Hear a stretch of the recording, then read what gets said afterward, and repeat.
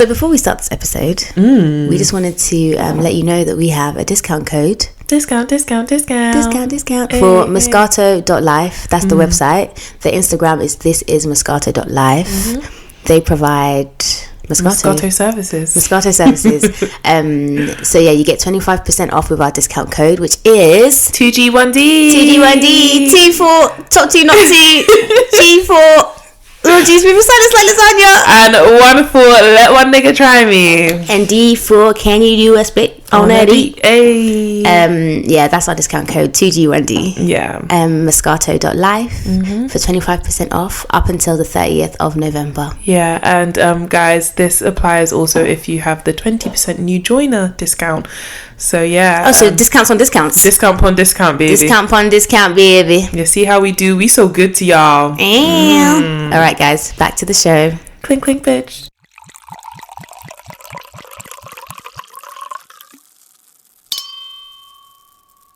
Hello, beautiful people, and welcome back to another episode of Two Girls, One Doc. One doc. I'm sorry I had to burp. I was going to crop it out, but okay. It's your girl, BD. It's your girl, Foreign. And we back like we never left. Foreign's the fiance. Wait, how long was that? Was that even 10 seconds?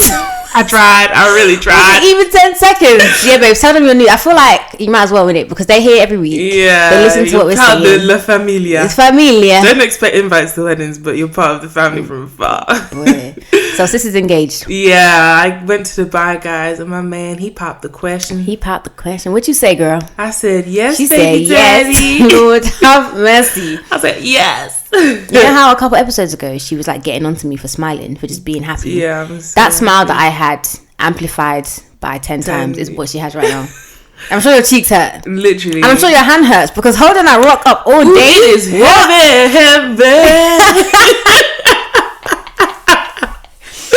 Maybe we should do a credits episode. Yeah, we should do one. And you can just tell us I can tell you guys how it happened. And you can tell us all the story. Maybe we'll do that next. Yeah. Maybe we'll record it right after this. Well, what are we drinking today, though? We are sipping on another bottle from this Moscato Life. Yeah, Moscato that life, What's baby. It called? Because it's facing you. So it's called Fashion Victim. And guys, this is the only time I feel like you should ever be a victim. This bottle is. And that's the reason. I said this one because obviously you're a fiance now. So I was like, let's bring out the big boys because you're engaged. I was thinking about my bridal shower, and I was like, I want this bottle. Oh yeah. Bottles, yeah, bitch, one each. Yeah. Yeah, no, it's really, really good. I wasn't expecting it to be this good, but it is really, really, really good. It's very delicious. It's great. It is great. Yeah. But yeah, we still have our discount code, so we still got 25% off 2G1D up until the end of November. Don't worry, we'll be posting that again on our Instagrams. And we're working on a website, guys, by the way. We're working on a website. I feel like we've said it now, so we're accountable. Yeah, we have. Have you looked at the stuff that I sent you? No, I told you that. Well, bitch, a man gets engaged and all of a sudden she doesn't want to work. Okay. Listen. But yeah, so this episode today, what we're doing is a documentary called Catch Her If You Can. Yeah. It's a BBC Three documentary. And it's really interesting, actually, because I feel like, I say this later on in my notes, but I feel like it's almost like a prequel or like an origin story of a villain. Like, you know how you have like the movie, which was the Conned by My Church episode, which was our first ever episode. And then she was in it, she was featured in it, and now we get like the origin story, like how did she come to be? It's like X-Men. It's like X-Men. How did she find her way into, you know, the cult / church that is SPAC Nation? Yeah. So yeah, this documentary is about a woman named Mariam Mola. That's one of her names that she goes by. I'm laughing because of the way that the guy said it in the beginning. How does he say it? He's like, this is a story about a person who loves Balenciaga, Fendi, and flexing on social media. But most of all, she loves other people's money. I literally died. But it was really funny. Can we talk about her wig in the opening scene? Can I just talk about her wig in general? Yes. Because for the money that you're stealing and the fraud that you're doing, the wig ain't wigging. Your wig ain't wigging. It doesn't make any sense. It doesn't make any sense. Like, if you're gonna steal, and I would have been so annoyed if you stole that amount of money from me and your wig is shit. Like this. It's so disrespectful. So what did you use my money on? Literally, I'll go on our Insta because I'll post a picture of the wig in the opening scene. It looked like she was it was a bad wig, but then she was an evil scientist who'd just done something there was that an had gone explosion or kaboom, two. Yeah, and yeah. then the wig was lopsided. Yeah. Have you seen that picture of Jamie Foxx where Yeah. that is the equivalent, but with her wig, like, I was like, sis. Yeah, it doesn't make sense. Oh. Also, do you know what? This is a random question, but like, you know, when you go to prison, yeah, can you wear a wig? You can't, right? You have to have your hair. Well, in America, I don't know do about braids? UK is very lax. Prison here is very. But like, can you get your hair done though? Obviously, you're not getting wigs. You're not getting frontals laid in that. But can you? If there are people that can do hair, then yeah. This is what I think. So obviously, I do hair in it, and so I've always thought that like, if I ever went to prison, God forbid, I'd be okay. Yeah. I'd actually be okay because like I would do your hair. But prison in the UK is not even prison. Yeah, but I mean, it's prison. Like camp. I mean, but I don't want to go to camp either. I'm a civilian, okay? I don't want to remain in America. Now that's really prison. They bend you over. They open up your moochie. They be checking in and out. Oh my god, do you remember that guy that we used to see on Instagram? That's fine. I need to find him. I don't know. What is his name? I miss him so much. He really made us laugh for you. Yeah, he did. We need to find him. Okay, sorry, we're back to the actual case at hand. So if you haven't listened to Come By My Church, our first ever episode, which actually is our most listened episode, I don't know if that's a good thing because does that mean we went downhill, or I don't know, but it is a really good episode to listen to, and it kind of gives you context. I don't know if to say to them, listen to that first or this first. I mean, if you're here, you're hearing it, so yeah, stay. Listen to this and then go back and listen to but listen to that one too, because then it kind of makes more sense, and you kind of hear more about her. But it's good, that's what I'm saying, it's like an origin story. Do you know what I mean? It's like, so this is like how you got here. The origin. Exactly. But like Mariam Mola. Exactly. And the shit wig. Yeah. So we see loads of clips of her in the beginning after that narrator's spiel with the flexing. The flexing, it didn't even feel comfortable coming out of his mouth. Like, it's like he really said it like that. I don't know. He's never flexed. He sounded like what's that guy? The one that does all the funny videos. Oh yeah, Minya Chihuahua. Yeah, Chihuahua, something sounded like like him. When I he love. tries Can I just say, I love that guy. Somebody so tweeted much. that the best thing about yes, I saw it, and I was like, exactly. I love him so much. Yeah. Like, I respect his craft, like everything he does, so on point. Chef's kiss. Shout out to him. So it sounded like him when he tries to do the when he's just like That's how it does. So what were we saying? So we see clips of her in, like, you know, that bait pink Balenciaga dress that everybody had. I say everybody, but loads of people had. And we see her going to loads of nice places, and we see lots of like IG footage, and there's just so much footage. It's like there's just so much footage. I guess they record everything. Made up most of the exactly. And so it's shot in a very similar format to the first documentary, the Come By My Church one. We get interviews with the victims, and they discuss their experiences and stuff like that. So we meet the first one. We found out her name is Shamina. She's the one. She has the red hair. God, that was another.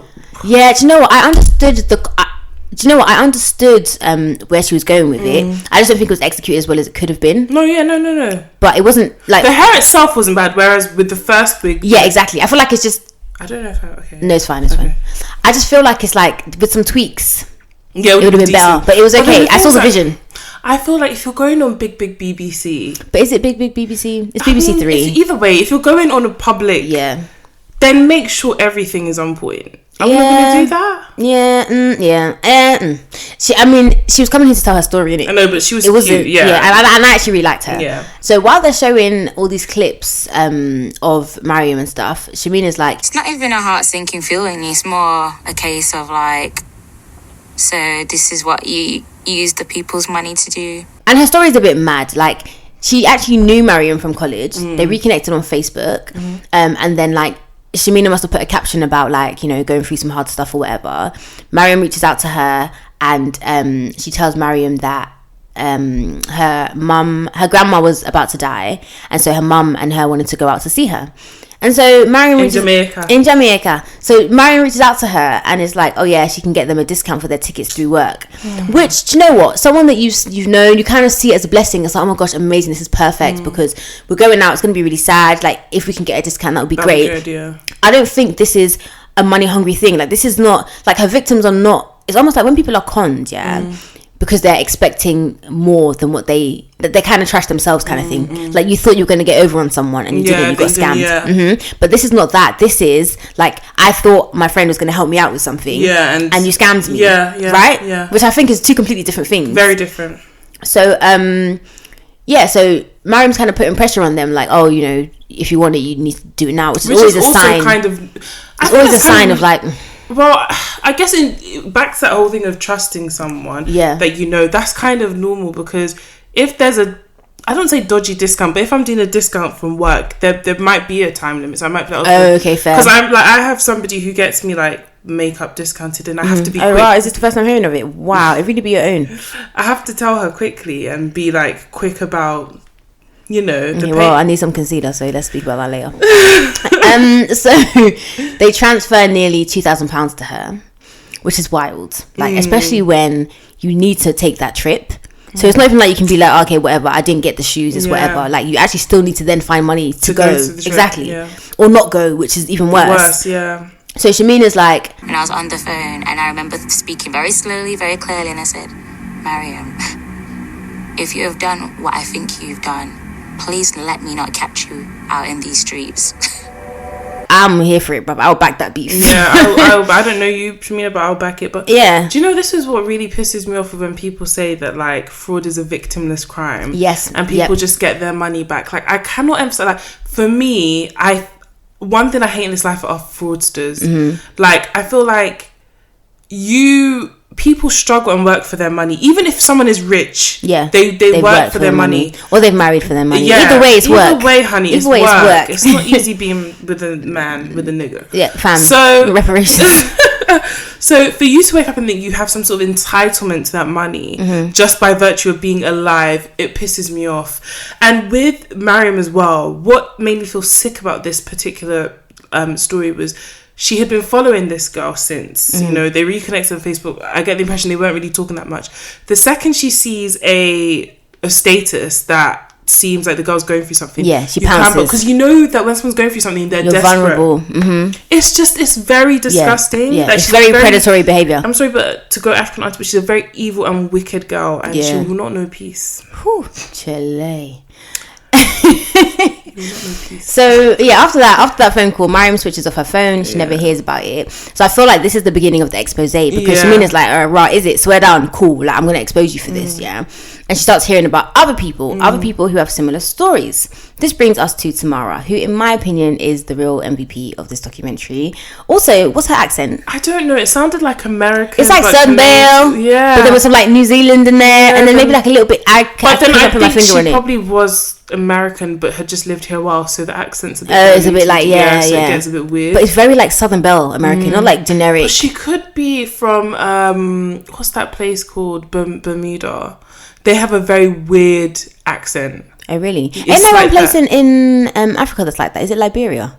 I don't know. There's one place where it's like America but in Africa. Really? Yeah, one of my patients was telling me that it's really weird, and their flag is very similar, and maybe it's like I feel like it's Liberia. I don't know, it might be wrong, guys, but yeah. But this Tamara, anyways, talk about her, because it was a bit confusing for me. But yeah. So okay, I think I figured it. Anyway, she's like some bougie bitch, and she lets you know she's a bougie bitch. Yeah, her intro, I was just like, okay, sis, we get it. You have money. So we find out that Mariam defrauded me about between 77 and 100,000 pounds. 77 and 100,000 Great British pounds. I was like, how do you, sorry? Okay, I'm sorry. I don't have that money, and I think that's quite normal for me to be like, I don't have that money. So how to have lost that money? That's what I'm saying. Because if someone defrauded me from 100 grand, I would be in a lot of debt. I would be minus 100 grand. So how do you get defrauded but like that is not your whole? Do you know what? I think that is the reason why she divorced that man. Yeah, because she's divorced him because there's one. At first I thought they were still together, but then she says ex-husband. Yeah, because she introduced herself as Mrs. Someone. I think she said husband at the time. Yeah. No, she said then. She said my husband. Then yeah. So yeah, I think on to another rich guy. I think this might have been the reason. The straw that broke the camel's back. What was the reason? This was the reason. I mean, that is reason enough. I don't care how much I love you. I'm sorry. Poor financial, like... Anyway, 77 to 100k, which is madness. So this is around 2014. She discovers something is weird because she gets a Vodafone invoice. It's addressed to her husband, but it has the East London address on it. And she's like, well, she's like, we don't have any property in East London. That's literally when I was like, you dropping in those little I was like, tidbits you to actually let have you money. know. So it just made me know that you have property in London, clearly plural, Plural. but just none in the East London region. She must have gotten a lovely, delicious divorce settlement. I just pray that she gets everything she ever wants in life. Honestly, that's what I pray. Oh, to be that man's husband. Wife. But yeah. So says the fiance, bitch. Goodbye. I love you so much, baby. And you know, you actually can't be doing Men Are Trash on here anymore. Like, now I'm on my own. What the hell? What the hot hell are Now I'm you on my talking own. about? You're not on your own. I had a partner. That doesn't change. Just Alright, cool. As long as I'm not holding the Men Are Trash flag alone, then no, we are waving this then. okay. High. Love to see it. Love to see it. Except for you men who listen to this, you guys aren't trash. You guys can't are be. exempt. You can't be if you listen to this. Yeah. You actually can't be. So yeah. So anyway, Tamara goes to the address, right? She's brave. Some, you know, rich people have a certain entitlement that like, us brokies don't have. Yeah. So that's where this comes in. So there's a lady there. She claims. Wait, but before she goes, this is another thing she tells us this week. Oh yeah, go on. She goes to the house and she says, "I took from Essex. I took a taxi." You always said this. I said, okay. She said, "I took the overground." She's very specific. She's like, "I took the overground to East London." She's like, because I don't take overground. Yeah. And then she's like, and then I got on a taxi, a black cab. She said a black cab. Yeah. And this place was so... We were lost for an hour. I know an hour in a black cab. Hour in a black cab. That is literally back in school fees. My unborn children's school fees. And you didn't get out and walk. Literally. I would have seen the thing move to 590. I said, I'm going to walk from here, please, sir. Let me out. That was an hour of being lost. Not from the initial journey. Literally, and then you add on the journey. I said, okay, sis, you rich. I get it. You got a brother. I'm just joking, babes. I love you. So she gets there, looking for Mariam, and then there's a lady there claiming to be Mariam, but she's like, nah, you're not her. This bit told me more than what she revealed, because for you to have known that Mariam wasn't a woman of your age, I think he's been cheating. Yeah, and she never explicitly says that the relationship between, but it's obvious. She doesn't talk. It's really strange because the whole reason she's on here is because her husband gave that money to Mariam. But we hear little to nothing about the husband, and also we hear little to nothing about how exactly he did. I think that he funded that shoe thing that she did. That's what I think. Because even when she has this shoe company, we'll get into it in a bit, but it's in Westfield, Stratford. And it's like, babes, how did you get a store in Westfield, No, Stratford? but even if he gave her that money, how is that then defrauding? Unless it was a loan or that she just didn't pay back. Do you know? And if it was a dirty loan, like, there weren't official papers. Oh, true. So that's what I'm saying, like, with the Tamara... But then I think it's the thing where it's like, there's more to the story, but then she was defrauded. But then you were defrauded by your husband then. Yeah, not her. But she does say, she was like, this is between me and my husband. Yeah. At this point. Yeah. Which is when I think she left it. Yeah, literally. She is like, this is between the both of us and it is over. Yeah, honestly. Tamara's just the absolute most. Sorry, I just need to say, let me tell you what I think happened. Sorry, go on, theory. I think her husband cheated on her with this girl and gave this girl a lot of money and she was pissed and started looking into this girl. Yeah. I don't think Mariam defrauded her in the same sense as Mariam has defrauded the other people. Like Shamina, it was kind of like raw. It's just Mariam unfortunately messed with the wrong... It was vengeance, the wrong rich person's wife. Yeah, husband. exactly. And that's why... And I also didn't get the phone. That phone bill thing as well does not link to the thing. I think that is a thing where he was paying for lots of phone. So I think the whole 77k to 100k is like he basically was funding her life. Yeah, but it was their joint account, which also annoyed me because I was like, if you want to cheat on me and you want to do bitch, use your own money. Personal account. Don't do it from use your own money. I buy your birthday gifts from. And by joint, I mean you putting money in there. Do you get what I mean? Like we both use it. That's a joint. Bam. But yeah, no, I don't know. Yeah, it was. But that's basically it's true. I did want to know more. They were very, very hazy about. Yeah, they just kind of like brushed over it. And I think she just said it that way so it would give her more validity from me there. Whereas Shamina, I understand how. Yeah, it was very clear cut. I feel like Tamara was a woman scorned. Went looking for dirt on this girl, and it just so happened that she'd been, because if she'd only done it to her, I reckon this wouldn't have been as much of a thing. It would have been like, hey, take the L, get your money in the divorce, and be going. But because there were other people that she actually defrauded, then Tamara had the leg to stand on. And to be honest, maybe something else happened with the whole Tamara thing. We don't know. But it's but based off of what we do know, the story was very incomplete. But I mean, more power to sis. But no, I rate what she did here. She starts to conduct an investigation, and I say it like that because she actually conducts an investigation. She did what the police cannot do. What could never. They could never. So she looks into company's house and she gets reports of all her businesses. And there's so many companies, so many different names, all dissolved. I was like, is it not a bit sus? It's so easy to just be setting up shit. That's why everyone's a business owner, man. Anyway. The shade of it all. The shade of it all. Have you watched RuPaul's Drag Race yet? No, I haven't, hon. When was I going to watch it? No, don't act like that, because I'm sure you've watched things in between now. No, I haven't. You haven't watched a single program. I literally haven't watched a single show. You've not watched one show. The only thing I've been watching whilst I get ready and do my shit is Come Dine With Me. Okay, and so you could have watched. But I want to watch RuPaul's Drag Race. I want to really take it in. I don't want to be watching it in the background and be like, so I don't like it. Like, let me...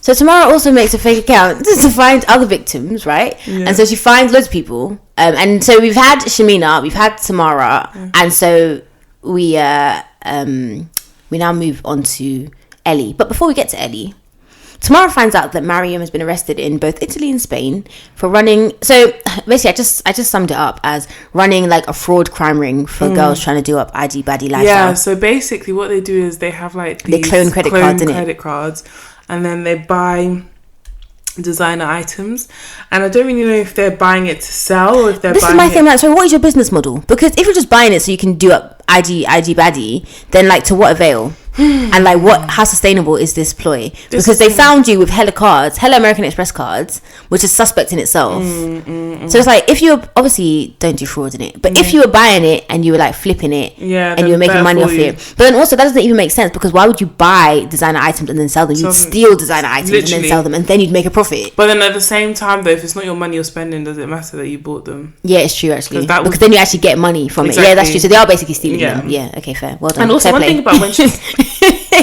I'm such a good wife. Smart. One thing about when she was looking at company house as well is she found out that Mariam has 2 different names. So there's another name she uses. Mbula. That's how she said it. Where's that from? I don't know.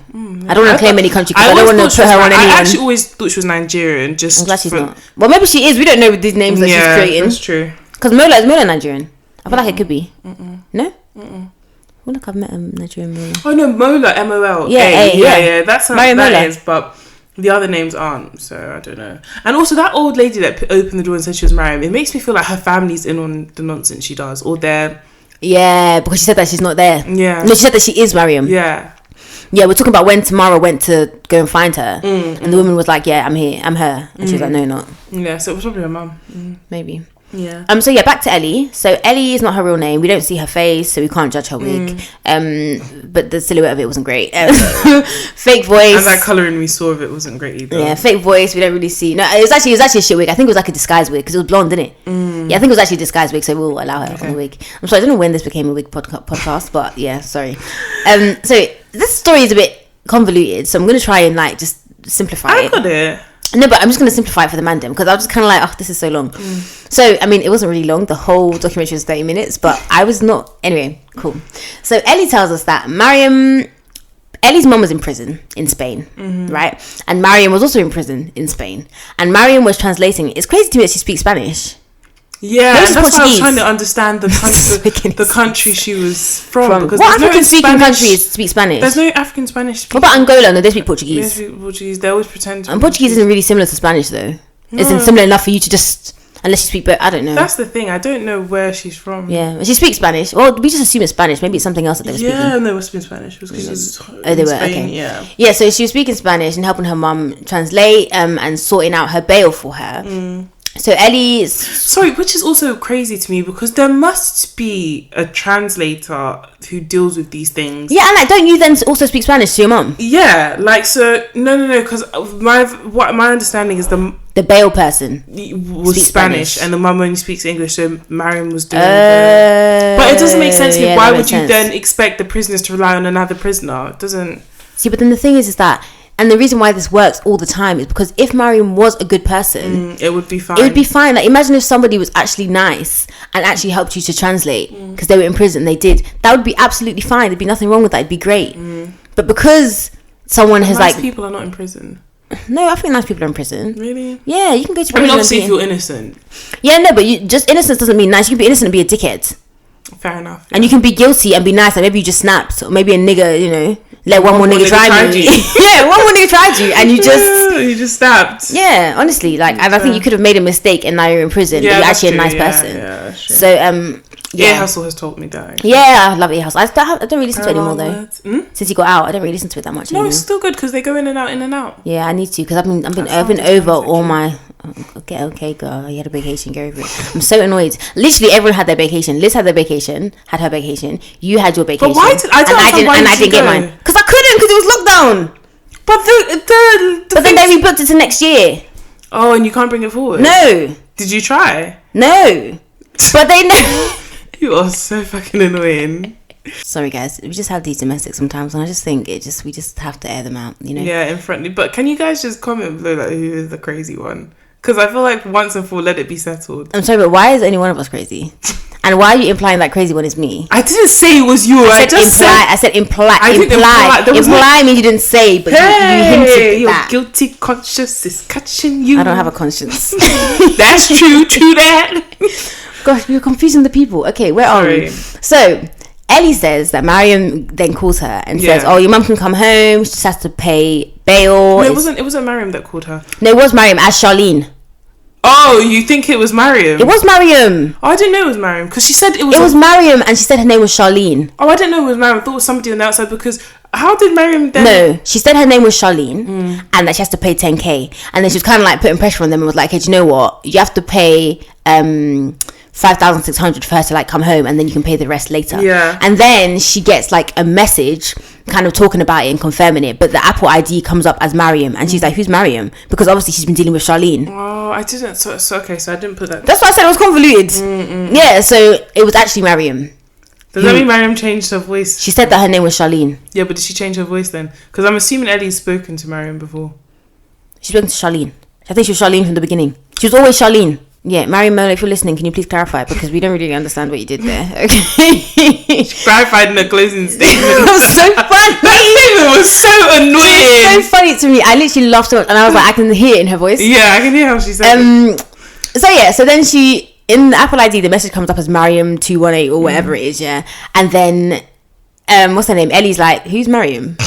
And then sis doesn't reply. She goes, "Ghost." That's the end, yeah. She must have hella phones. Bruh, burner phones, innit? And so this is what we were talking about earlier about fraud, not being a victimless crime, because we hear about Ellie being evicted after this because she couldn't keep up with her payments. She's looking in her sofa for coins and stuff so she can buy food. Like, it's crazy. And when she you has deep a severely disabled sister. Yeah, it's awful. So what you can do at Balenciaga? It doesn't make any sense. It's like, to what end? Like, what was the reason? Lord have mercy. And then I just put here shoe company Westfield. Did you want to elaborate on this? Because I can. So she starts this. She gets back to London after being in prison, and she starts this luxury shoe business idea, which is renting shoes, which isn't a bad idea. But I wouldn't have a shop for that. That's the kind of thing you do online. Yeah, having a shop is a bit like. Yeah, but it's Westfield. It's luxury. People want to like come in and try stuff on. Do you know what I mean? Especially with like luxury shoes and sizing and all these half size this and all of that. True. Like you probably want to try them on. So you basically hire. I was thinking more hygiene. I was like, but it's like bowling shoes, isn't it? Just cheeky spray. You hire the shoes and then like for an event and then you return them. Yeah, do you want more wine? Yeah. Okay. And so she called it Cindy Shoes. And like, some kind of thing, this clip about her talking about the business and about how, everybody said that I was silly, but because I'm 24 and I started this business. But basically, I took the shoes from my mum and my sister. I took all the shoes. She's so aggressive in her manner. Like, I took the shoes. Sis, chill. It's about business. I had about 100 pairs of shoes. And I just opened. I said, "Hey, chill. So anyway, guys.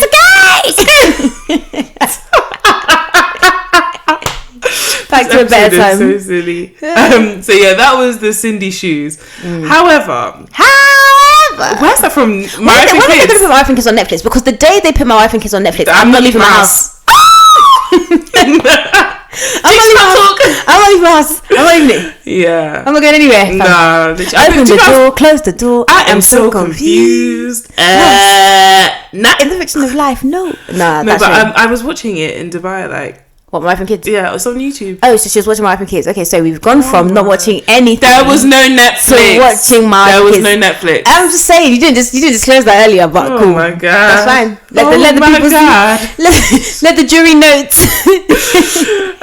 So yeah, so she's she basically, what happens is people are paying her for these goods and not receiving them. But then when I'm like receiving them, I'm like, wait, so you pay to rent it and then you just don't get it? Yeah, I don't understand, but don't you just come to the shop and get it? So is the shop not there then? I don't know. Like, I'm not Team Lola, but I'm just saying there's some discrepancies here. The problem with this documentary is it's too short. Yeah, they don't go in depth enough detail, and you need to for people to understand fully, like have a full picture of what's going on. Because it's very easy for you to, if you don't know anything about SPAC, it's very easy for you to. And the thing is, it's like you're villainizing, is that a word? Villainizing Mariam Mola, right? But it's like, you still, okay, so for example, say we were a jury, right, and we were trying to convict her or not, there is still reasonable doubt. Yeah, there's so many questions. Yeah. So basically they weren't receiving their goods, so then she so Tamara and Shamina basically start collecting reports because they're still investigating in the background, and then obviously this pops up as another issue, as another thing, because people are coming and telling them. So they start collecting issues and start collecting reports, and then Tamara takes it to the Metropolitan Police. The Popo. So then she gets arrested and she goes to jail. And then she pleads guilty on 5 counts of fraud. Yeah. And we see this clip of her talking about it, but she makes it seem like she had a really good business, everything was fine, but she was making a lot of money, but I couldn't just. It's kind of like it was too overwhelming. Yeah, and then I got it doesn't happen like that, sis. Yeah. The thing is that in isolation, I may believe it, but considering everything we've heard before, because I do think that it's kind of like, and this is what we found in lockdown with loads of small black-owned businesses, is that they get a bit of buzz, and then they can't cope with the sudden demand, and so now orders are taking a little bit longer. People are complaining, oh, where's my order? But I was going from maybe shipping 3 packages a week maybe, and now there's like hundreds and hundreds and hundreds, and it's high alert, and I need everything to be on point. So I can understand that would be the case, if not for everything we've heard before. So that's fair enough. Yeah. So she becomes president. She gets president? Lord forbid. Trump would scream. Trump is still president, you know? He said I won the election. Said I won. Just said I won. Manifestation queen. Liz, that's your guy. Manifest. Oh god. But yeah, this is actually such a silly episode, I swear. She becomes pregnant and has the baby in prison. But I was very confused about the timeline and stuff, because she's 26. But then she's at that point, when she's on the range, she's talking about 18, 19 having a baby. No. She wasn't talking about having a baby. She said when she was arrested. She's been arrested bare times. Okay. Even the first time she was arrested, she was 14, and then again when she was like 18 or whatever. So she was just talking about all the time she'd been arrested. But she did get pregnant at that time. I think can you do GCSEs in prison? Yeah, you can do it. You must have. What else are you gonna do? You must have time. So she has a baby in prison, which is really sad. It's just even sad that she's a mother and doing all of this stuff. And I feel like now you're more likely to do this stuff because you have someone to care for. But then like, if you start doing seem like she's caring for, like, not, I don't say caring for the kid because I don't know her situation, but it still doesn't seem like that's where the money is going. Yeah, maybe the kid's in Louis, you don't know. Maybe. So she goes on Lorraine, she tells her story, she gets a lot of like buzz, and then this is when she becomes Mariam Mola. Yeah, but this is really weird because I'm like, for someone that you know, unless you don't believe that what you're doing is wrong, for someone who's like allegedly doing up fraud, actually not even allegedly because you were convicted, but whatever. She's very open and brazen. Like, I would not be on telly. But that's the thing, is that I think she's also like a narcissist. It adds to credibility. Her being, like, and also sometimes like you have to hide in plain sight. Like, how can you be? Like, why would I? It's like that girl. She starts a business with some girl later, and then it's like she's like, why would she be lying? Like, she's on TV, like she's done big things. Like, why would she be? And she starts another business. It's like a mentor program. So it's like matching mentors with mentees. I know motivational speaker people. What, that was on the show? No, but I know one of the women that was part of that program, like personally. Oh, is it? Yeah. You should have come with the insider, the insider team. But what was I gonna say? Yeah, so then she meets that girl I just mentioned. Her name is Emma. They start a business together because Emma basically says that everything about Mariam just seems like on put point. Together. Yeah, she's always dressed stylishly. They like the same things. You can tell that Emma's nice also a bougie babe. She said they went for loads of brunches in the heavens. She booked her in the Vogue Cafe, the Condé Nast. I said, "What's the Vogue Cafe, bro?" Oh my god, guys! If they have the Condé Nast. When are we going to Condé Nast? I can't even pronounce it. But let's go to Vogue. I don't even know what that is. Yeah, I don't know. Sorry, may our destiny change. I thought I was a bougie babe, but recently I'm starting to realize I'm not as bougie. No, I'm bougie in my head. Like, bougie Beady reigns inside, but like she's not yet quite met the world. But she will one day, don't you One worry. day. Watch But this yeah, space. so she said that Mariam was very well put together, and she said that she was professional, which I can believe that. yeah, like if I did not know anything about her and I was watching. And I went on her Instagram and stuff like that. I'd be, oh, this babe is really winning. Like, she's the kind of girl that you bookmark her posts because you're like, Or outfit ideas or whatever. outfit ideas, or like business, or this Yeah. and this and this is how she portrays herself. Like, that's her vibe, like literally. So it makes sense. It's just such a shame because part of me was like, because even with this mental matching thing, part of me was like, is it that? It's like, is it that like she's just like clearly there is some. I don't want to say good, but there is some sense there. In terms of being able to like think of these businesses and like do this kind of thing. But it's like, is the devil inside so strong? Do you know what it is? I think it's a lot about immediate gratification. You find this a lot in people that do for like, I was even thinking about Hush Puppy, talking about Hush Puppy the other day. I was like, for him to have the smarts to like defraud like the American government, you're actually a very intelligent person. Like, you must be very, very smart. It's just that you do not want to, you want everything now. You want to start now. It's like, it's not even just you want everything now, you want to stunt. Because I reckon if he was a basic bitch, and he just living in his 2-bedroom apartment and he just like didn't really post anything, nobody would know. It's because you're so brazen. You're so brazen. Now we have to ask. And you have to be made an example of. Literally, and that's the thing. So I think it's just the immediate gratification of being that boss babe, or being that like stunting babe with this and that and the third. It's nothing to do with, oh, I can actually apply myself and make money like a legit way. You just want to stunt, and that's why she does it. It's crazy because that mentorship really program is such a good idea. And even Lorraine was like, so nobody has told you no. And that's how you know that she has a gift. She's persuasive. Literally, because if I came and messaged someone, who the hell are you? Like, so she obviously has persistent, but she just couldn't use it for good. So Chile. So yeah, Emma's like kind of starting to find out about her past, and I think she says her sister's like to her, fam, why are you working with her? Yeah. Like, because Emma knew about the convictions in the UK, but Mariam, everyone knew about them because because of Lorraine. Yeah, she's like, I did it, but I've changed. But Lorraine's like a TV show, by the way. It's like Ricky Lake or whatever. Yeah, but she didn't know about the stuff in the other countries. Yeah. This fraud is international. Boy. Would that pussy talk English, Spanish, or French? Would that pussy talk Euro, dollars, and yens? Okay, back to our regularly scheduled programming. So Mariam starts getting exposed, but she just ghosts. And then everything's fine. And Samara makes a pleasant observation, and she says, I have learned her pattern. You know, she seems to know how to go underground, let things cool off, and she resurfaces again. I know her pattern. She seems to know how to go underground, let things cool off, and resurface. Can you say it again, please? Her accent is like, I was fascinated. I tried to listen with my eyes closed. I was trying to pinpoint. I really want to know where she's from. Like, I really want to know. No, they should have said. I really want to know. I want a documentary on her, just her story. Yes, I just want to know. I want to know. Like, I just want to know about her. Yeah. I left this documentary thinking, I wonder what Tamara's doing today. Literally. Like, so she did. And honestly, I know she has one of those like cute like poodle dogs that can fit in her bags. She could do. She has a really nice wardrobe as well. I know she doesn't have kids. I just know she doesn't. I don't think she needs them. But the thing, I can also imagine her having kids and like them being really accomplished. Like, they play instruments, they play sport. I can imagine that too. It could go either way. Yeah. But I know her husband's white for sure. Do you think? 100%. Oh, what? Because Essex. Maybe. So where does Mariam resurface to next? SPAC Nation. And this is why I felt like it was the origin story, because it's like the first time I ever kind of heard of her was that SPAC Nation documentary. And then after that, people started doing exposés on YouTube. Yeah, I saw that one. But then I tried to watch it with the voice. You know, they distorted the voice. Oh my God, I was like, I'm not watching this. I'm not watching this. It's enough. Come with your chest or don't come. So then we found out that like all of this has happened beforehand, and then she lands up in SPAC Nation. And I feel like this is what makes you being like, oh, I've changed my life and I've come to Christ, so strange, because it's like you do all this stuff and then you end up at SPAC Nation, who are also known for doing this stuff. Not before you came. It's not before you came. I mean, it's not as if like you came here and you're the only problem in SPAC Nation. Yeah, like this was a problem. This was a problem to begin with, and then you fit in perfectly. Yeah. So that it just, I don't know. It's just weird. So last person we meet is Sarah. What's your thoughts on Sarah?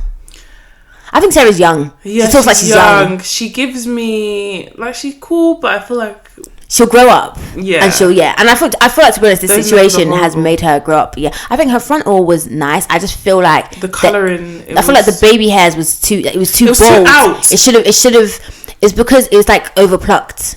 And also, what I felt like was the colouring of the frontal was quite light. I think almost like a band. But I think that the lighting in the studio, because I'm sure at home she looked good. Good, yeah. Because the lighting will really mess you up. Like, even if the light in my room, I'd be like, yes, laid, and then I'll go to the bathroom and I'm like, what the hell is going on? Yeah. So I felt her, and I just. But she's pretty. It was flat. She's obviously got a nice body. Yeah, no, she looked good. She's pretty. That's what I'm saying. Like, she was talking about how she looked up to Mariam so much, and I'm like, sis, you're so beautiful. Like literally, I'm like, you're so beautiful. But then I understand. But then there's the age thing. Yeah, and I also understand the allure of Mariam. When you see her, like, even when I was watching this clip, I was like, damn, like, if I didn't know, I was like, rah, this girl. I can imagine why someone would be like, ledge, design, like. Yeah, exactly. But also, can I tell you guys, this is just a sign of people who don't pay for their own shit, or who don't make their money. Earn their money. Because I'm not saying that rich people don't wear designer. Don't get it twisted, they do. But when you see somebody offending in Fendi, or shout out Pastor Toby, PT, you know that person just because if you were earning your money, you would not be wearing. Do you know what I mean? I don't know how to. I'm not saying that rich people don't. And I'm not saying that like you have to be like Mark Zuckerberg. No. Like the Kardashians still do their thing, but like. There's a different way about There's a different way about it. Like when you see someone that has to be dripped from head to toe and has to let you know, you just know that okay, you're getting your money in dodgy Dave. Either that or like you just have hella money. Like it's just crazy money. Because it's true, because like I said, there's that girl on YouTube that I watch who's just like from money, yeah. And everything she wears, doesn't she? Everything she wears is designer, really? But it's not all evidently designer. But that's also another thing as well. I also feel like you need to show people that everything you have. Do you know what I mean? Like you can't just like a plain black t-shirt. It has to have like Balenciaga, so people know.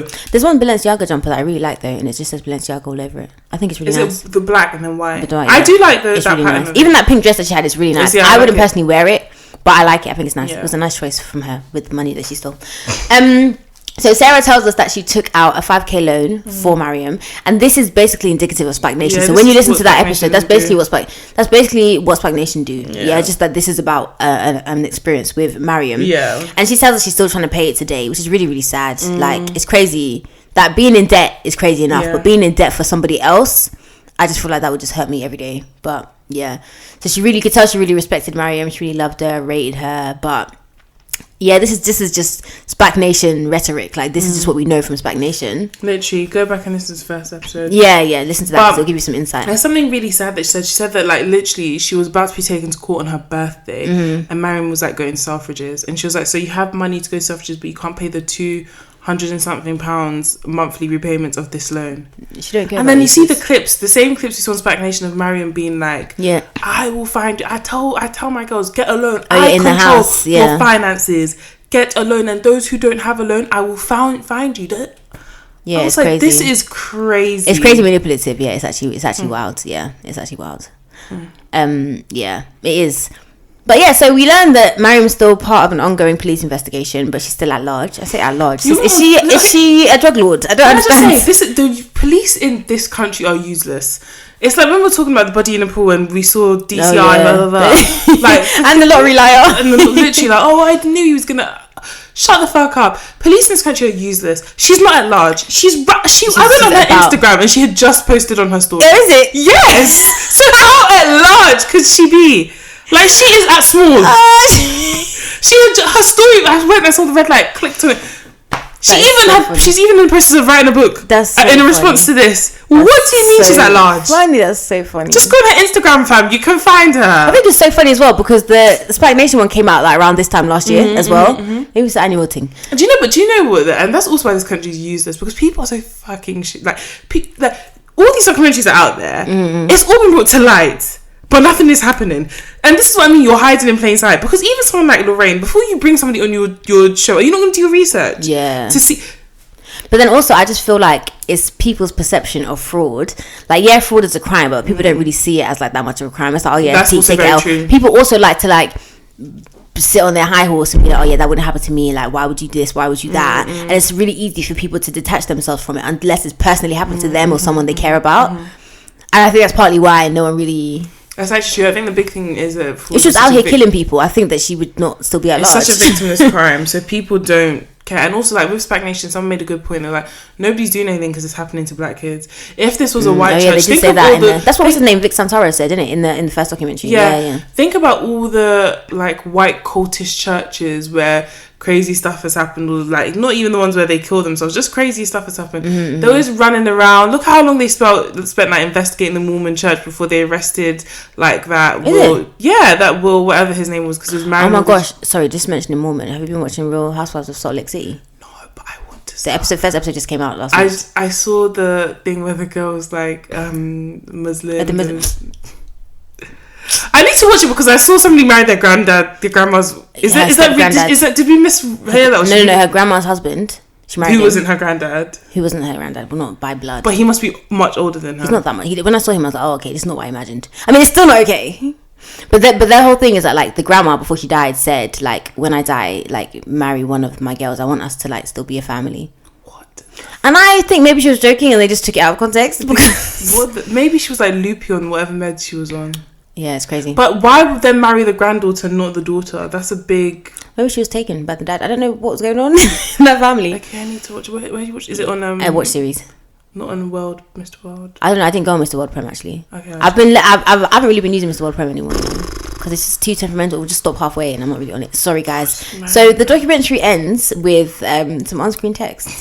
On-screen text. So Mariam responds to the allegations. Do you want to let them know what she says? Please tell your audience they can believe what they like. Here I am, an undisputed winner, and nothing can change that. Nothing can change that. Nothing can change it. Yeah. I mean, she's been winning. And literally my last closing sentence was, so I went on Insta. They say she's at large, but she's very much out and about. She's even lockdown, so you... She out. It's even lockdown, so she should be at home. Yeah, but she's out. She's at large. I was so shocked when I went on her Instagram and there was the red circle. I was like, what fucking at large is she? She is very much like, literally you can find her. If you want to find her, you'd find her. All you need to do is take her Insta post to your technicians and they can pinpoint where this came from. Yeah, trust me, daddy. Oh god. Yeah. So what are we doing next? Credits. I feel like we should do a credits because obviously, like, sis is engaged, and I just feel like bling bling. I feel like we should just, this podcast, obviously we love to recap documentaries and we'll continue to do so, but also, like, this is like timestamps of our lives, you know, and I feel like we all want to know the story. Footprints in the sand. Right. So she's going to tell us the story. We'll talk about it, see how things go, and yeah. Where can they find us? Where can they find us? Where can they find us? You're not performing at my wedding. It's so funny because a couple of weeks ago she asked me to sing, but okay. But you said no. I turned her down. Okay. So guys, you can find us on Twitter and Instagram at 2girls1doc. Facebook also. I'm gonna stop promoting the Facebook until we start putting discussions there. I mean, you can go there, but it's just gonna be reposts of what we post on Insta. But we will try and do some discussions in some time as well. Yeah. And then where can they find you? I'm on Instagram and Twitter at bdoneyewear and also bdoneyewear.com, and they can find you on Twitter and Instagram, Forens with 2 underscores. Forens the fiance. The fiance. I should change that. Forens the fiance. No, because then you got to change it back afterwards. It's a bit weird. Yeah. Forens the wife doesn't have the same ring, does it? No, it doesn't.